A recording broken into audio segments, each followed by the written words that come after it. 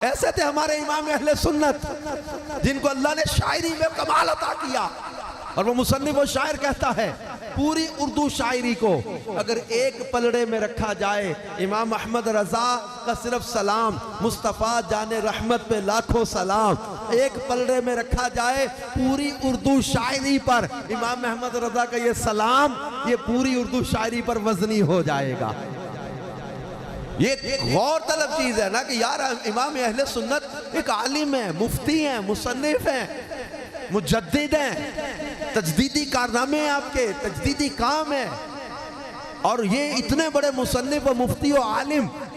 ان کا باقاعدہ یہ شاعری باقاعدہ ایک کام نہیں ہے، فیلڈ یہ نہیں ہے ایسا، یہ شاعری ان کی باقاعدہ، جس کو کہتے ہیں کہ صرف ایک ہی پروفیشن میں انسان نے زندگی میں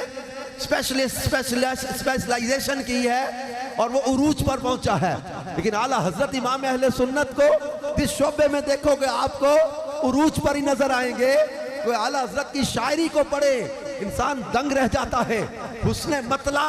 یہ اردو شاعری میں ایک بڑا، شاعری کے اندر ایک بڑا فن ہے، کسی شاعر نے دو حسن مطلع لکھے ہوں، یعنی ایک ہی قافیہ ردیف پر ہم وزن جب آتا ہے پہلا مصرع دوسرا مصرع، اس کو مطلع کہتے ہیں، پہلا کلام کا شعر، اب دوسرا شعر اسی ہم قافیہ ہم ردیف آ جائے اسے کہتے ہیں حسن مطلع، تیسرا شعر آ جائے پھر دو حسن مطلع ہو گئے، تین ہو گئے، 8 زیادہ سے زیادہ۔ جگر مراد آبادی کا ذکر آتا ہے کہ شاعر نے 12 تک حسن مطلع کہے اپنی کسی کلام یا غزل کے اندر، لیکن اعلیٰ حضرت امام اہل سنت نے جب قلم اٹھایا تو اپنے قصیدہ نور کے اندر 46 اشعار حسن مطلع کے بیان فرما دیے۔ صبح طیبہ میں ہوئی بٹتا ہے باڑا نور کا، صدقہ لینے نور کا آیا ہے تارا نور کا، تیری نسل پاک میں ہے بچہ بچہ نور کا، تو ہے عین نور تیرا سب گھرانہ نور کا، نور کی سرکار سے پایا دوشالہ نور کا، وہ مبارک تم کو ذوالنورین جوڑا نور کا۔ یہ سارا قافیہ ردیف جو چل رہا ہے نا، اس کو کہتے ہیں حسن مطلع۔ 46 اشعار اعلیٰ حضرت نے حسن مطلع کے بیان کیے ہیں، اور شاعری کمال، ایسا کمال ہر صنعت میں، شاعری کے جتنے بھی اسلوب ہیں ہر طرح کا کلام آپ نے لکھا، حمد، نعت،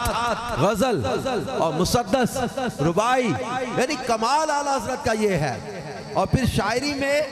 اللہ اور اس کے رسول کے احکام کو ملحوظ خاطر رکھنا، اللہ اور رسول کے احکام کو ذہن میں سامنے رکھ کے بات کرنا، اور پھر اس میں جو ہے وہ ایک شاعری میں ایک فن ہے، اس کو عربی بحر میں کہا جاتا ہے، مفالتین مفالتین مفالتین کہتے ہیں نا، یہ عربی بحر کہلاتی ہے۔ کسی اردو شاعر نے اس بحر میں کلام نہیں لکھا، اعلیٰ حضرت نے اس بحر میں بھی کلام لکھا، اپنا وہ کلام۔ ایسے دیکھیں آپ دیکھو کہ دریا کی جیسے لہریں ہیں، ایسے دریا کی لہریں چل رہی ہیں، روانی ہے، زمین و زمان تمہارے لیے، مکین و مکان تمہارے لیے، چنین و چنا تمہارے لیے، بنے دو جہاں تمہارے لیے، دہن میں زباں تمہارے لیے، بدن میں ہے جان تمہارے لیے، ہمارے یہاں تمہارے لیے، اٹھیں بھی وہاں تمہارے لیے۔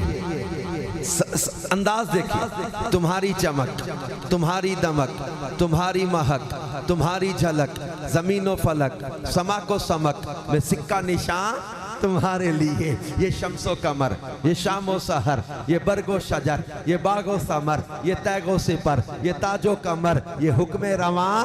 تمہارے لیے، اصالت کل، امامت کل، سیادت کل، امارت کل، حکومت کل، ولایت کل، خدا کے یہاں تمہارے لیے۔ جینا میں چمن،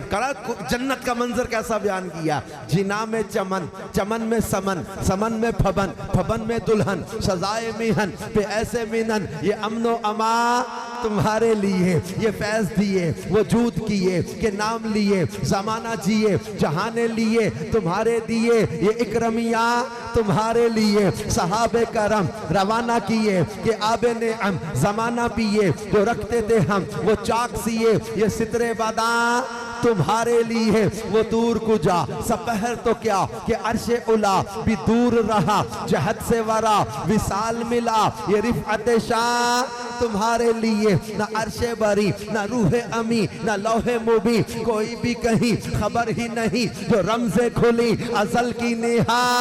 تمہارے لیے اشارے سے چاند چیر دیا چھپے ہوئے خور کو پھیر لیا گئے ہوئے دن کو عصر کیا یہ تاب و تمام تمہارے لیے